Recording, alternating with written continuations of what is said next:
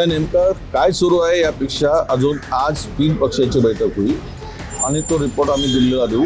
आज कोणत्याही परिस्थितीमध्ये राज्यसभेचा उमेदवार महाविकास आघाडीचा हा निश्चित होईल.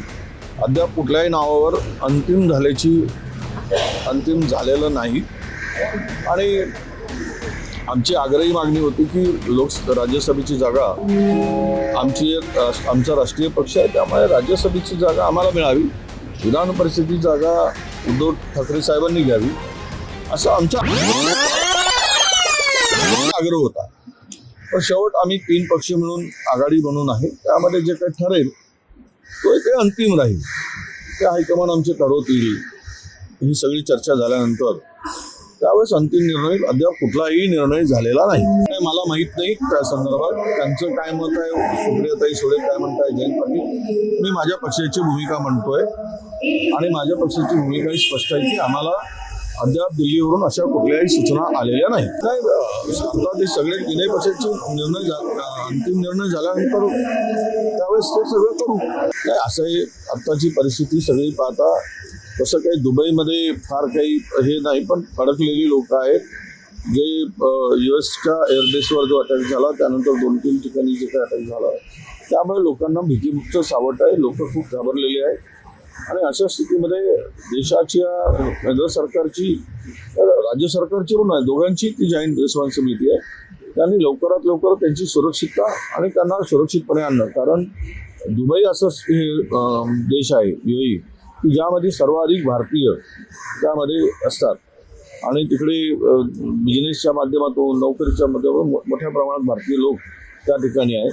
अशा वेळेस त्यांच्या सुरक्षेसाठी तातडीनं उपाययोजना सरकारने केली पाहिजे आणि त्यांना परत भारतामध्ये सुरक्षित आणलं पाहिजे, अशीच आमची मागणी असणार आहे. नाही, भारतीय आहे, ते मुस्लिम आहेत, हिंदू आहे, हे नव्यानं त्याला फाटे फोडायची काय गरज आहे. जिथे जिथे अडकले असतील तो भारतीय आहे, भारताचा नागरिक आहे, त्याला सुरक्षित आणणं भारत सरकारचं काम आहे. जात धर्म पंथ वगैरे कुठे काय विषय आला, त्याचा काही संबंध आला नाही आणि मला वाटतं की सरकार ती भूमिका बजावेल असं आम्हाला वाटतं. नागपूरच्या 10 किलोमीटरवर ही सगळी कारखाने आहेत. जवळपास 14 स्फोटकाचे कारखाने आहेत. या स्फोटकाच्या कारखान्यामध्ये दरवर्षी काही ना काही घटना होत असतात आणि कामगारांचा मृत्यू होत असतो. ऑल इंडिया म्हणजे भारताचा पेसोदचा जो कंट्रोल त्याचा हेड ऑफिस आहे तो नागपुरात आहे. त्यांच्या जवळ 10 किलोमीटर अंतरावर हे सगळी स्फोटकं घडत आहेत. मुख्यमंत्री नागपूरचे आहेत आणि ह्या मोठ्या प्रमाणात हा सगळं याचा ऑडिट करण्याचं काम यापूर्वी अनेकदा पत्र राज्य सरकारला, केंद्र सरकारला, पियुष गोयलला, देवेंद्रजी फडणवीसांना दिलं गेलं की ऑडिट करा. हे दरवर्षी अशा घटना होत आहेत. त्यावर सरकार काही गांभीर्यानं लक्ष घातल्याचं दिसत नाही. म्हणून आज जरी आकडा 20 वर गेला असेल आता मृतांचा, पुन्हा 7-8 लोक 75% अधिक गंभीर स्वरूपाचे जखमी आहेत. हा विषय आता आम्ही हाऊसमध्ये घेऊ, अधिवेशनात घेऊ आणि सरकारला यावर उत्तर मागू. आम्ही स्थगन दिलेलं आहे आणि स्थगनच्या माध्यमातून हा प्रश्न उपस्थित करून सरकारला याचं उत्तर द्यावं लागेल. इतक्या मोठ्या घटना घडत असताना सरकारकडचं कसं असतो, पैशाने काही जीव खरेदी करता येत नाही. तुम्ही मदत केली मोठ्या प्रमाणात, ही मदत केली, ती मदत केली, एवढे कोटी दिले, एवढे लाख दिलेत, याच्याने काही जीव परत येणार आहे? तिथल्या सेफ्टीच्या दृष्टीनं, तिथल्या ऑडिटच्या दृष्टीनं सरकार काय प्रयत्न करत आहे?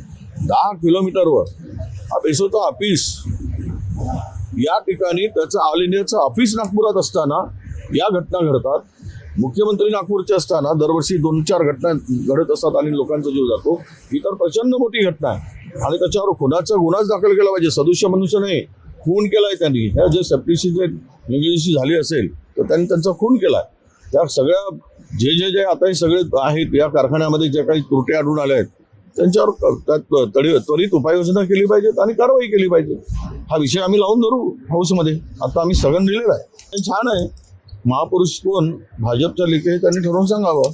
नाहीतर महापुरुष म्हणून बोलते आणतील. भारतातले, महाराष्ट्रातले महापुरुष हे फुले, शाहू, आंबेडकर, बाबासाहेब आणि छत्रपती शिवाजी महाराज आहेत.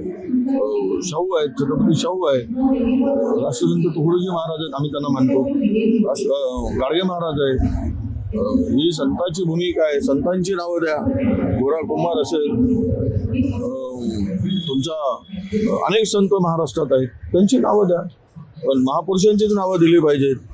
महापुरुषांच्या ठिकाणी भलतीच नावं येऊ नयेत ही सरकारकडून आमची अपेक्षा आहे.